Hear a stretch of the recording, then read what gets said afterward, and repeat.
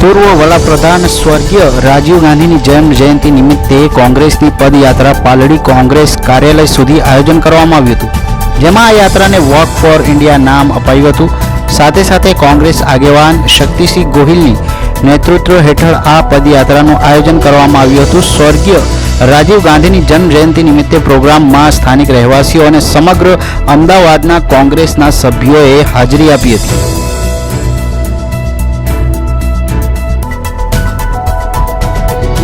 Ahmedabad ISKCON bridge અકસ્માતમાં 9 લોકોના મોત થયા હતા। એ સમયે અકસ્માત કરનાર 20 વર્ષીય તથ્ય પટેલના પિતા પ્રજ્ઞેશ પટેલ ઘટના સ્થળે આવ્યા હતા। લોકોને ધમકાવીને અને રિવોલ્વર કાઢીને ધમકી આપીને આરોપી તથ્યને ત્યાંથી હોસ્પિટલ લઈ ગયા હતા। લોકોને ધમકાવવાના ગુના માટે પ્રજ્ઞેશ પટેલની પોલીસે ધરપકડ કરી હતી। પ્રજ્ઞેશને અમદાવાદ ગ્રામ્ય કોર્ટમાં મોઢાના કેન્સરની સારવાર માટે જામીન અરજી દાખલ કરી હતી, જેને કોર્ટે ફગાવી દીધી હતી।